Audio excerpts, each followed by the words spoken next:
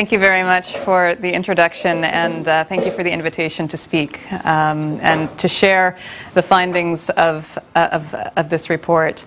Before I actually delve into the findings themselves, I'd like to just share a little bit of the context of what led us to actually do this research and to write this report. In 2007, we had written a report called How the World's Best Performing School Systems Come Out on Top. And in that report, we had looked at the top performing countries on TIMSS and on PISA. And so we looked at the Singapores and the Finlands and the Koreas, and we were trying to understand what is it that top performing school systems have in common. And so we had detailed that out in this 2007 report. But then as we began discussing it with policymakers, the discussion and the questions always came of, well, it's great that that's what excellence looks like, but how do I get there? So how do I go as a school system from being poor performing to being good? And how do I go from being a good performing system to being a great one? And so as we reflected on that question and on this debate, we decided we would dedicate our next research effort to answering precisely this question, and that's this research. So what we were seeking to do here is really to answer three questions. So the first question was, what interventions, granular interventions, does a system undertake to move its performance from poor to fair, from fair to good, from good to great, and from great to excellent? All of these things being defined by student outcome levels. The second question was, when you look at that universe of interventions, which of them are applicable anywhere? So it doesn't matter the country's culture, context, geography, structure. No matter what, we know it works in a system of this type. Versus, there are certain interventions that are context-specific, that they only work in certain systems with certain characteristics. So it only works in Finland because it's Finland, or it only works in Singapore because it's Singapore. And we really wanted to differentiate between these interventions, because what we found is that policymakers and system leaders often are given lots of case studies about different school systems in different parts of the world. But it can be very difficult to know what can you extract and say, if I put this in my system, it will work. Versus if I put it in my system, it will fail because I don't have these other conditions. So that was our second question. And then our third question was just really, how do you get started? So literally every day there is a school system reform somewhere that is beginning. And literally every day there is a school system reform somewhere that is dying.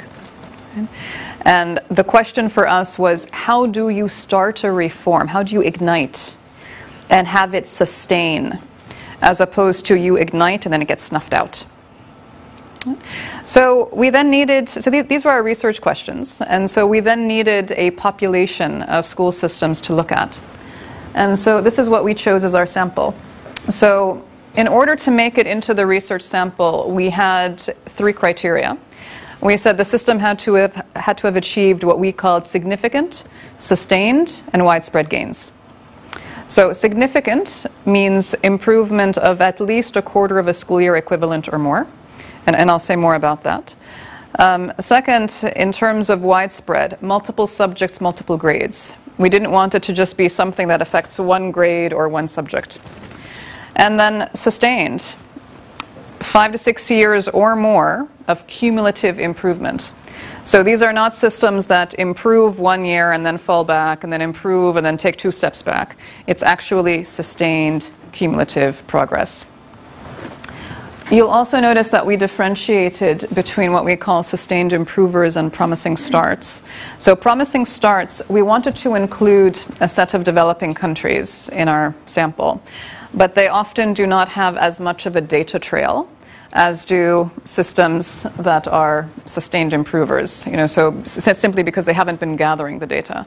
So the only difference is that a promising start might show improvement over a 3 to 4 year time frame as opposed to a 5 to 6 year plus time frame.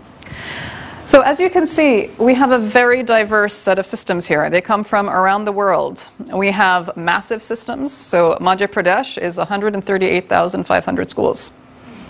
Long Beach is 100 schools. We have some systems that are highly centralized, like a Singapore. We have other systems that are extremely decentralized, like a Chile or some parts of Eastern Europe. We have systems that are publicly funded and publicly managed, and we have systems that are publicly funded and privately managed.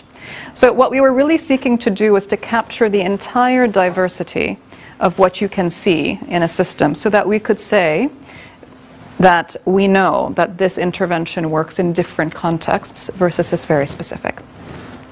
So once we had decided on the sample, we then did two things. One is that we got on planes and went and visited each of these systems. And in each one, we had the privilege of speaking with the system leaders who were responsible for architecting the reform during the period of improvement. And so there were some systems that literally took people out of retirement so that they could come and talk to us about what they had done during their time as system leaders. And we took all of these interventions and cataloged them in a very granular way. So for example, if a system used teacher coaches, what we didn't just say it was teacher coaches. It was, okay, so they had a cadre of 100 teacher coaches who covered this many schools, who would spend 3 hours per week with teachers on this type of a lesson observation plan using this kind of a rubric. So it's very detailed. And so we ended up with 600 interventions across these 20 systems over time. And so it's actually the first time that this kind of an interventions database, as we call it, has been created. And so it allowed us to do very refined analysis of what actually happens. The second thing we did was we had to compare apples to apples. And so there are some systems that take TIMSS, others PISA, others take national assessments. And so we normalized the scale so that we could literally say, you know, here is on one bar what the system performance looks like. And this also drew on the work of Eric Hanishek from Stanford. And here is what the picture looks like. So I think that the lights, is it possible to do something with the lights here? Oh, it's the sun. Okay. It was raining this morning, so I was thinking gray and gloomy. Okay. In any event, so the light gray is poor, the dark gray is fair. Thank you. The yellow is good, and the green is great. And so what you see is that some systems like Singapore and Hong Kong have literally gone from fair to good to great during this time frame. And then there are other systems like Minas Gerais in Brazil and Madhya Pradesh in India that have gone from poor to right being at the brink of fair right now. So what you see is that these systems have had different journeys. They've had different starting points to their reform. They've had different levels of trajectory. But the one thing that's in common across them is that they have all improved. And that's precisely what we were looking for. What lies behind that improvement? And I'll just show you one more macro picture before I go into the lessons of the research. And it's really about spend. So there's always a very heated debate in school systems about what is the relationship between performance and spend. And so what you see here is on the one axis you have the different performance levels, so from excellent to great, good, fair, and poor. And then on the horizontal it's the public spend per student at PPP. So if you just take good, what you see is that there are some systems that are spending $2,000 to $3,000 per student head. And then there are other systems, like in the US, spending almost $10,000 per student head. Now, our debate was really not so much why is one system more expensive than another system, because you can actually have important contextual reasons for why that's the case. Our point here was that there is more than just money alone that is responsible for driving differences in system performance. And this is precisely what we were seeking to understand. What are the practices of the system? What is it actually doing with its educators that can help us to understand why we see this difference? So let me now turn to that. The research itself has 9 lessons. I'll cover 5 here, but happy to discuss any at your wish. So the first lesson is very good news. And it's very optimistic and uplifting news in that what we found is that systems have been able to make a significant change in their performance in as little as 6 years. And let me show you the evidence base behind that. So here are 4 of the systems from our sample, and you can see that they span the spectrum from poor to great. Now above that, so essentially the green bar is 2000 and the gray is 2006. So, and then you see this mysterious SYE at the top. Let me just describe what that is. So that's a school year equivalent. So as our PISA friend here knows very well, when you move 38 points on a PISA scale, that's the equivalent of moving 1 full school year. So Chile, in saying that it's moved 3/4 of a school year equivalent, what that means is that a 15-year-old in Chile in the year 2006 knew 3/4 of a school year more than a 15-year-old in Chile in the year 2000. That's significant impact. That means something is happening in the classroom, in the system, such that this student, this 15-year-old student, now has much more knowledge, much more skill than his peer 6 years ago. All the more impressive is that by the time you get to great and you have a Hong Kong, you can still see 1/4 of a school year improvement. Right? And that's not an easy feat, right? Because obviously as you get better, it becomes harder for you to make gains. But what this is saying is that even at great, you can still see 1/4 of a school year improvement. So we don't have to wait 10, 15, 20 years to see something change in our school system. There is sufficient evidence that you can see it in 6 years. Now, that's the first part of the good news. The second part is that we've also seen a change in the student achievement gap. So this is Singapore, and Singapore has students of different ethnicities, from Chinese to Indian to Malay. And you can see in 1987 there was a very big gap between the Chinese and the Malays in terms of primary school leaving. And look at what happens. You see now this narrowing. You know, even by the time you get to 92, 93, you've already significantly narrowed this gap. So again, it's not true that when you raise the level that you have to have a trade-off with students falling behind. You can actually raise the level and narrow the gap. And that's a very important and. I'll also give you evidence from Western Cape and South Africa. So they show their student results by socioeconomic quintile. And so for grade 3 literacy, we've seen that the poorest socioeconomic quintile, its performance on literacy raised to that of the second wealthiest quintile in literacy in 4 years. 4 years. Right?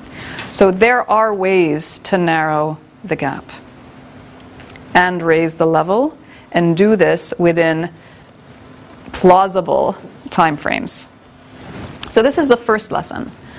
Now, the second comes very much to the heart of our research.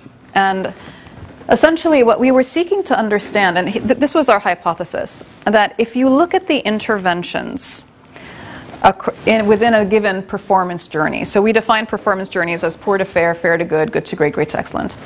Our hypothesis was that the interventions in poor to fair, for example, would look dramatically different than those in a good to great. We also believed that for countries of widely diverse contexts, you would still find that these interventions were very similar. And we found that both of these hypotheses were correct. And I'll describe for you what a poor to fair journey looks like and what a good to great journey looks like, so that you can see the differences between them. I'll just say one word, though, about the implication of this. The implication is that if you are a port of fair system and you try to implement the interventions of good to great, that can actually be harmful to your system. And I say this because often in the world we look at, okay, what is best practice, and let me try to do that. And what this is saying is it's not so much about best practice, it's about relevant practice. And relevant practice is looking at systems that have made the same journey that you're seeking to make, and then said, okay, now how do I do that, as opposed to looking at the world's best. And this is a very important nuance, which I'll come to. So let me just first put Sweden within this context. So Sweden is in the good to great journey. It has actually been in good for the last 2 decades. So it's been burbling here in the yellow. And so the big question for Sweden is, how do you break out of good and move into great and excellent? I'd like to emphasize as well, this is average system performance. Of course, within Sweden, there are some schools that are excellent, or great. There are some schools that are poor and fair, but on average, the system is at good. So let me then talk about poor to fair briefly, and then spend more time on good to great, because this is what's most relevant for Sweden. So poor to fair, what does a poor to fair system look like? So this is Minas Gerais from Brazil. So this is the 3rd largest state in Brazil. And in 2006, when the governor came into position, he essentially looked at student outcome results, and he found that 50% of 8-year-olds were illiterate. And he just said, this is unacceptable. And he therefore said by 2010, he wanted to get to 100% literacy of 8-year-olds. He got to 86% in 4 years. Not bad. Now, what Minas Gerais did is strikingly similar to what Madhya Pradesh in India did, to what Western Cape and South Africa did, and even aspects of Chile and Ghana. So let me describe what those interventions look like. When you're in a poor to fair system, there is a very important reality that has to underpin everything that you do, which is that teachers struggle to teach and administrators struggle to administer. That's the nature of the system. So any intervention that you undertake has to make it easier for teachers to teach. It has to make it easier for managers to manage. And so what that means is that you end up with a very scripted system. So let me describe what these interventions are. So first, you have very detailed lesson plans for every class and every day. And so it's literally, it's a 2-page lesson plan that says, you know, so if today's learning objective is to teach students how to count from 1 to 10, you know, here are the 4 pedagogical techniques which you're going to use. Here are pictures so that you know what it looks like. Here are the materials that go with it. Here are the questions you're going to ask. Here's the homework assignment, if that's relevant. Why? They're trying to minimize the variation between classrooms. They don't want to leave it up to teachers to figure it out, who are not yet at the point to be able to do that. This is not a cap, it's a floor. So if teachers want to go above and beyond what this lesson plan describes, by all means. By all means. But until such time that they're ready, this is the scaffolding to be able to support them, such that every night they don't sit there and say, okay, what do I do with my class tomorrow? Now, the second piece, the second intervention that goes with this is a lot of support. So you have a cadre of teacher coaches that go out into the field, and they disproportionately spend time with senior teachers in these schools who then cascade the training down to their classroom teachers. And they use these lesson plans as their script, if you will. And they help the senior teachers to understand what are the different pedagogical techniques and coaching techniques to support your classroom teachers to be able to improve their skill. How do you get your teachers to work together collectively to raise their group performance. Third intervention is assessments. And when I say assessments, I'm not referring to national assessments. It's more along the lines of pop quizzes, which is just simply 8 to 10 questions at the end of each lesson objective. So it could happen every 3 weeks or every 4 weeks, depending on the length of the lesson objective. That just helps the teacher and the school to know, did the students absorb the lesson or not? Because it is too much damage to wait a whole year to have a national end-of-year exam only to find out that you lost the students 6 months ago. Okay. And these assessments are not graded. They do not affect the student's grade in any way. It's not used as a measure on the teacher either. It's information so that the system knows, are students learning or not? And are we providing the right support or not? And if we're not, then we need to change something. Now, also in the Port Affair journey, there are many interventions on how to increase enrollment and attendance, because that's often a big struggle. So these systems do everything from giving students bicycles, to giving them uniforms, to doing health checks, to providing bathing facilities. I mean, whatever they need to do to make sure that students are in their seats and focused on task, they do. And they realize that they often need to compensate for things that don't exist in the home in order for that to occur.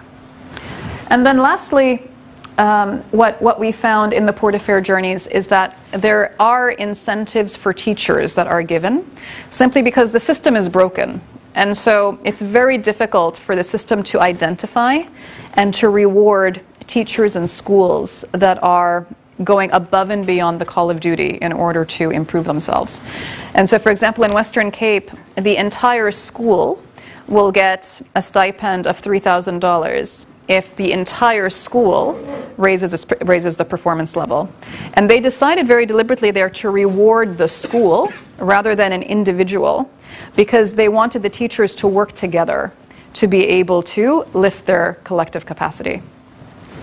India was different. In Madhya Pradesh, if a teacher is able to raise student outcome levels over a cumulative period of 6 months or more, then she gets an additional 1 month salary. And for them, in their context, they felt cash is critical. If we cannot provide cash, then we're not going to be able to motivate them sufficiently, in addition to all of the other things that they were doing. So the Port Affair journey is one where, in my mind, the theme is minimize the variation. Right? And therefore, it's a very systematic, very scripted, very one-size-fits-all type of an approach. And so it's about, if I can use this term, it's about lifting the floor. Right? Very different from good to great, which I would describe as raising the ceiling.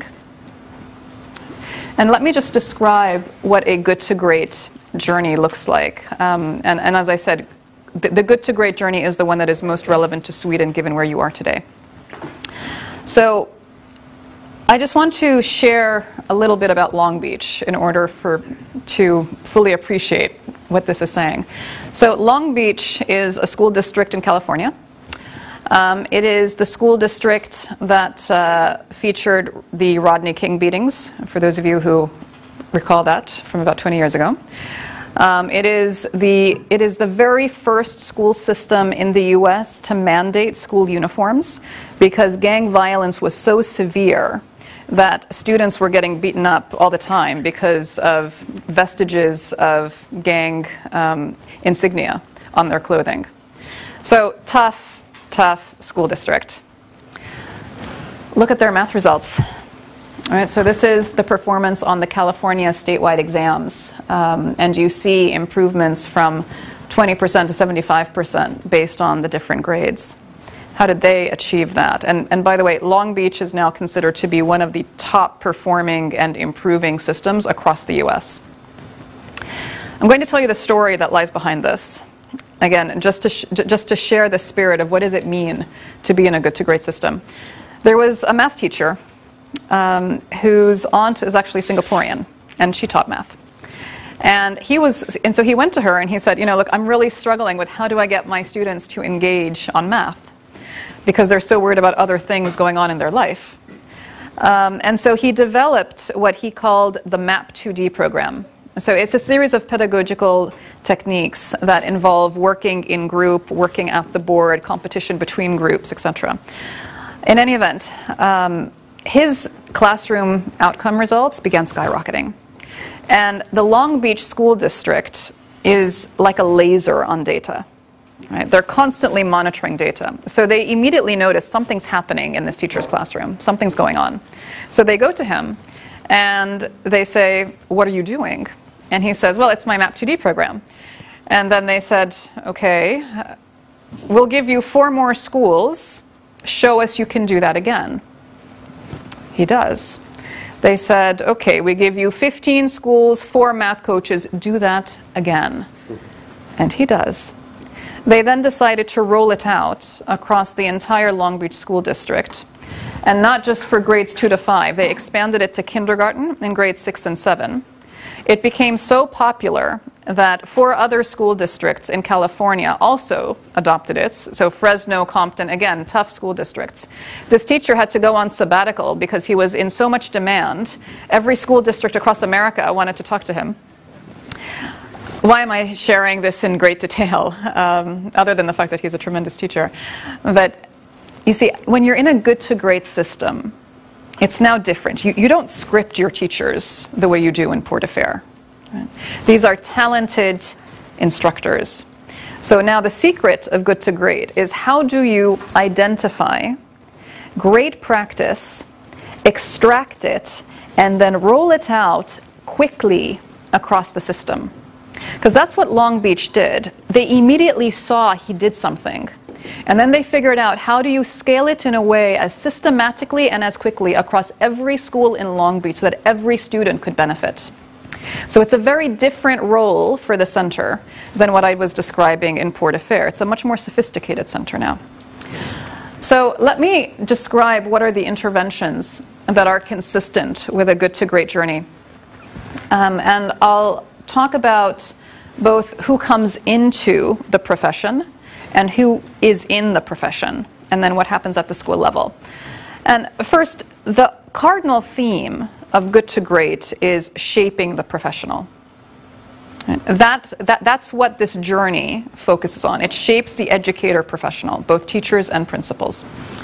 So it's only in good that we saw for the first time interventions to raise the bar on who gets to become a teacher.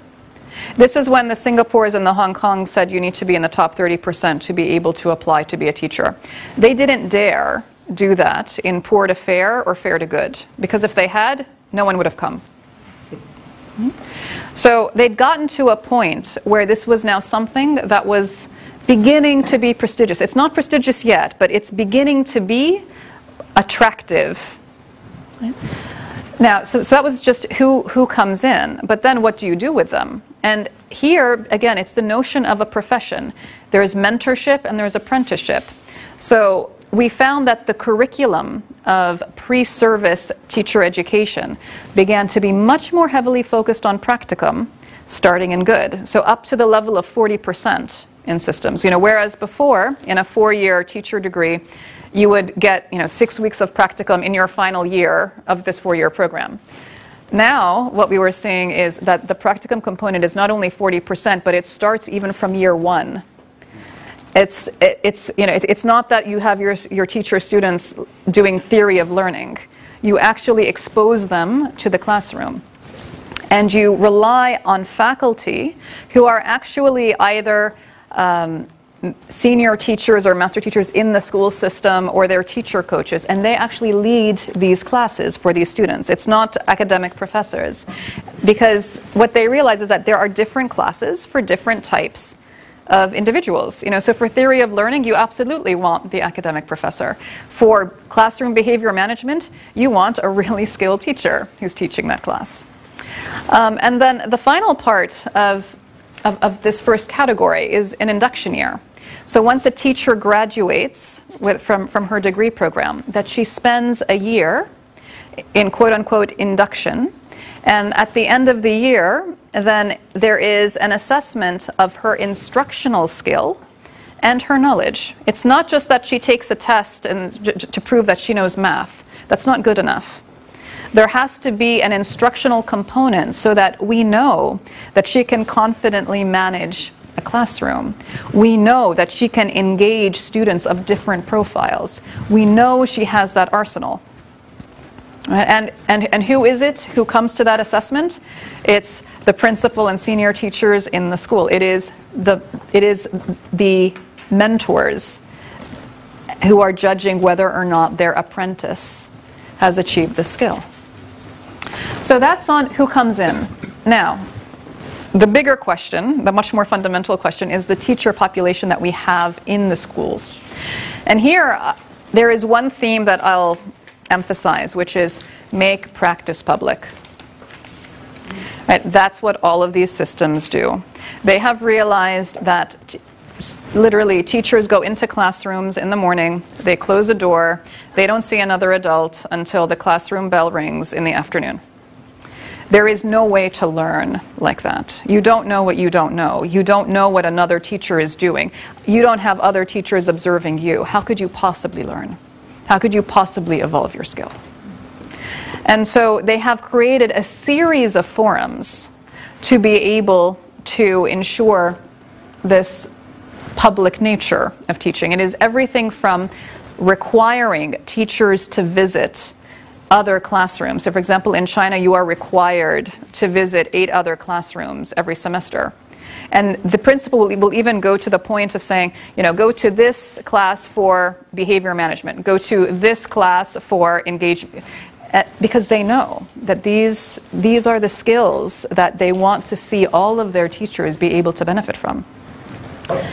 They also will timetable weekly lesson planning. So essentially all the math teachers, all the English teachers, all the science teachers are timetabled to have the same 2-hour break or hour-and-a-half break during the week. And during that time, they go through the classroom data on performance from the last week. They talk about what students struggled with and where they excelled. They then talk about, okay, so what does that mean for how we want to do next week's lesson planning? There is a different teacher who is responsible for facilitating the session every time. Every week it's a different, so everyone's turn will come. There is no hiding.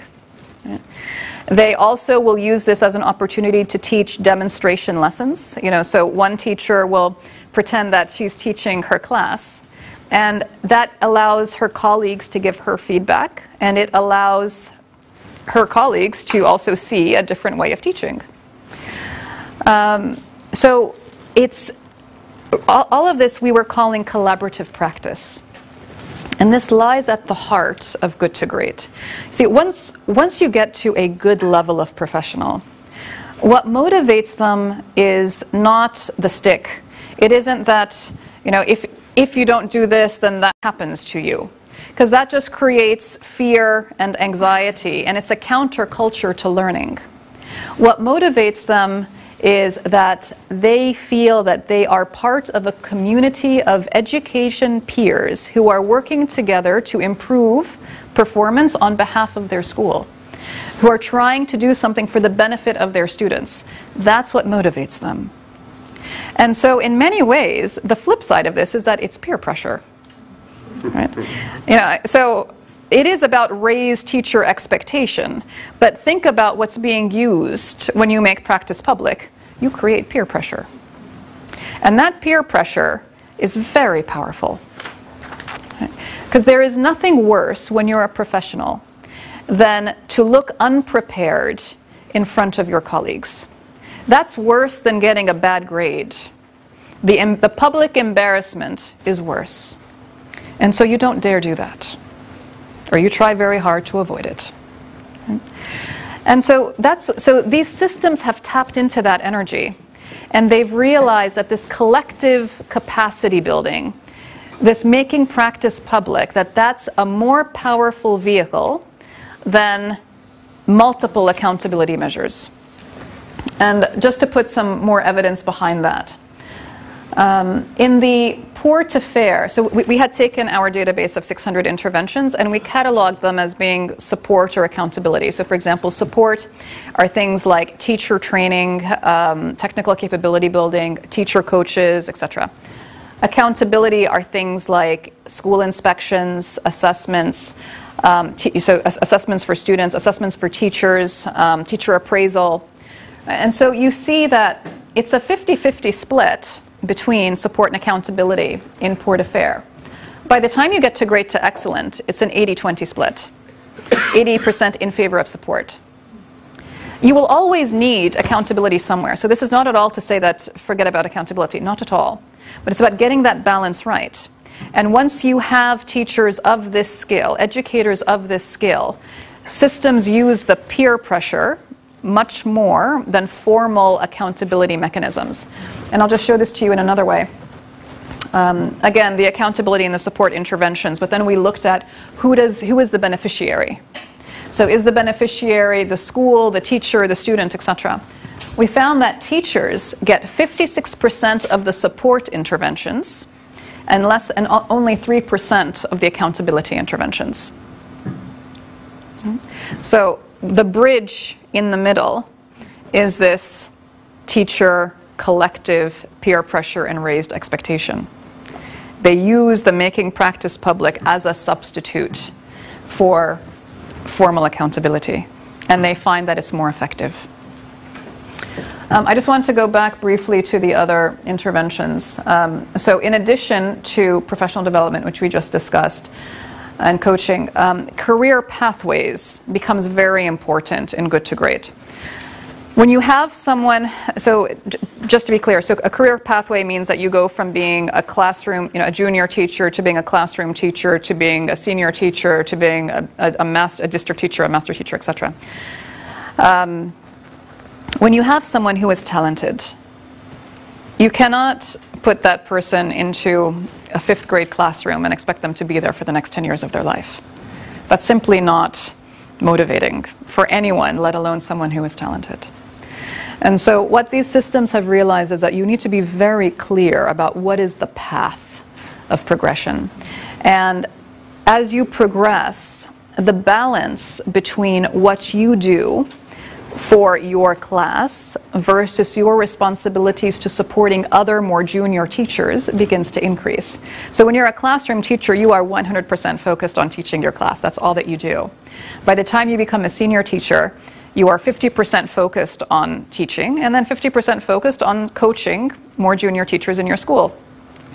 By the time you become a master teacher, you may only teach 10% of your time.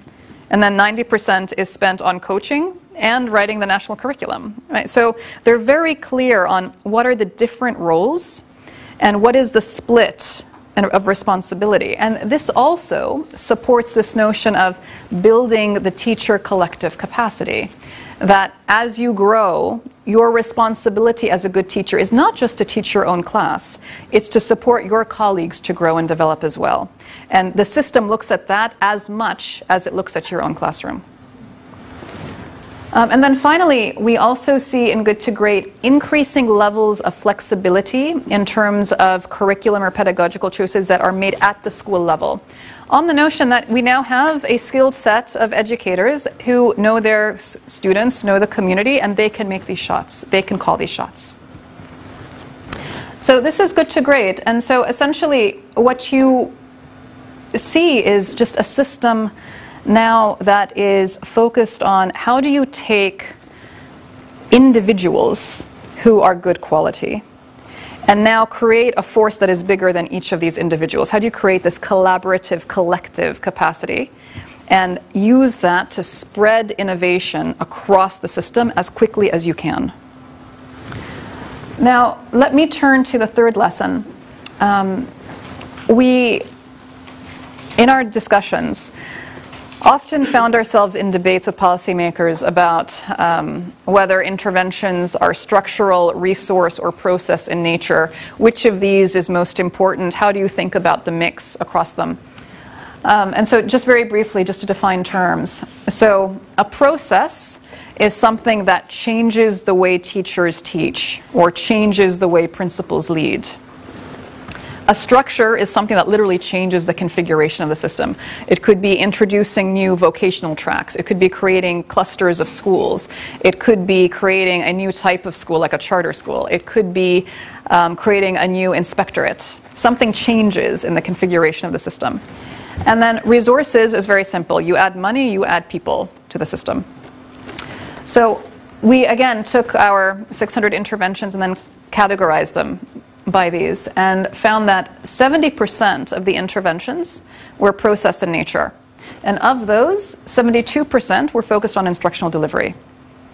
Now, what are the implications of this? This is not to say that structure and resource are not important. Of course not. Right? Structure and at any point in time, a system needs a combination of all three of these types of interventions. However, think about the big political debates which occur. There is a disproportionate amount of time that is spent on structure and resource. And in the meantime, improving systems are leaning very heavily on the process side. So they never say, oh, well, I didn't get this structural or resource change, so my hands are tied and I can't do anything. They say, okay, this is going to take more time, it's more complex, we still need to try to get that, but in the meantime, we can control what we do in our weekly lesson planning. We can control what we do in terms of our teacher coaching. Let's work that. And so this has to do with both the nature of interventions and the mindset that a system has about what it does. Next lesson is, I just want to go back to context. Because as I said, this was something that preoccupied us quite a bit. What we found was that the interventions that a system takes, for example, in a port of fair journey, irrespective of where the system is, if it's port of fair, those interventions are highly, highly similar. Same thing if you're in good to great or in fair to good or in great to excellent. What varied was how the system chose to implement those interventions. So whether it chose to mandate them or make them voluntary, the sequence that it chose, how it thought about, do you do this across the entire system all at once or do you do a pilot? So these were choices that were very, very context specific. And so I'm just going to take the example of data, and in the report, there's a chapter where we go through about 4 or 5 different types of interventions. They're all the same interventions, but we just showed how systems implemented them in different ways based on their context. So let me just take data because it's probably the most straightforward. So every single system, every single one in our sample was religious in its usage of data. Data was critical because that helped them to understand where the system was performing today. It helped them to understand were they improving. It helped them to understand who needed more help and how they needed to redirect their resources. So they all looked at data. However, only some of these systems took that data, turned it into targets, and made that public. Versus other systems that just said, okay, I have data and I'm just going to sit with the school in question and just have a discussion about what they need to do to improve. We will not make this public. So what drives that? So the systems that were very vehement about taking data and turning it to targets and making it public are systems like England, the US, Canada, and some of the port of fair systems like Madhya Pradesh and Minas Gerais. And their view was very simple. They just said, look, unless we measure it, it's not going to happen, point 1. And point 2, we are here for the children. We are not here to protect the adults. So we are going to shine a light wherever there is failure, and we will not shy away from that. And that's their philosophy. Now, when you go to Asia and you go to Eastern Europe, you hear something very different. So in Asia, they said to us very clearly, look, this is not about hitting a number.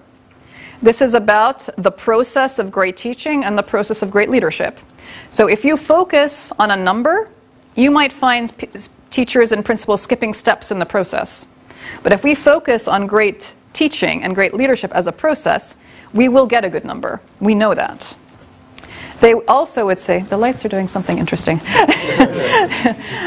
They would also say that since when is fear and anxiety a good environment for learning?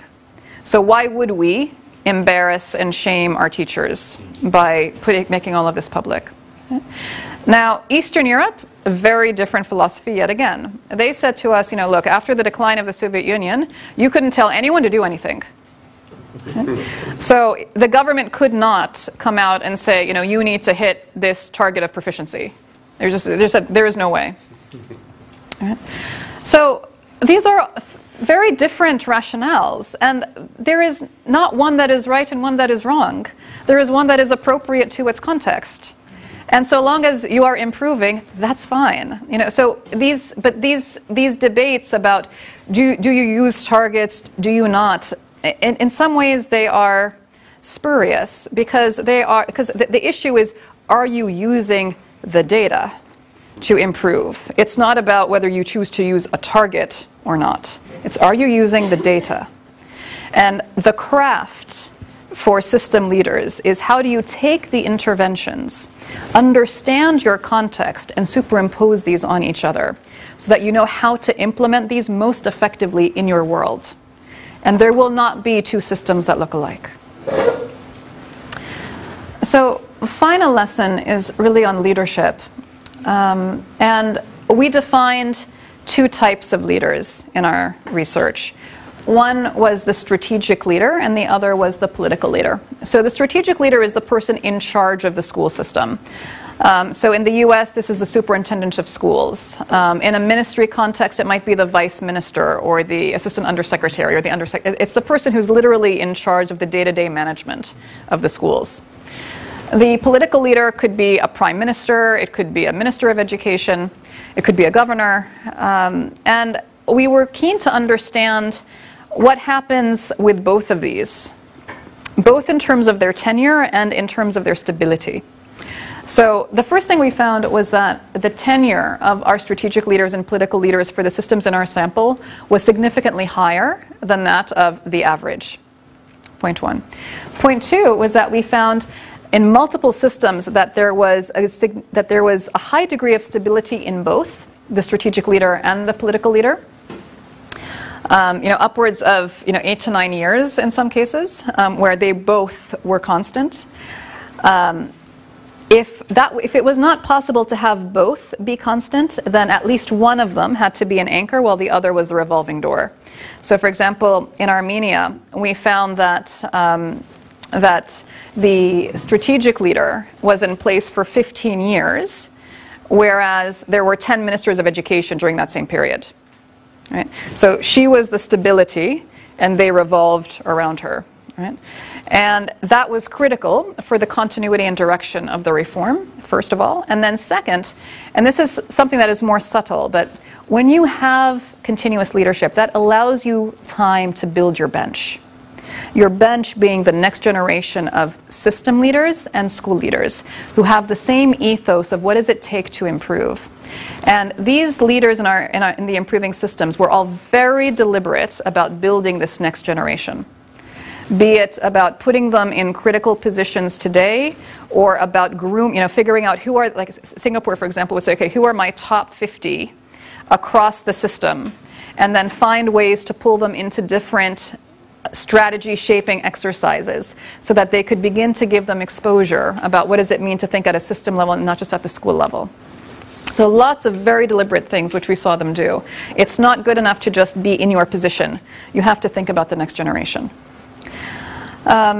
We further found that for all of the improving systems, and just going now to the 9 lessons, to the question of ignition, so what is it that starts it? So literally there were only 3 reasons behind ignition in the systems that we studied.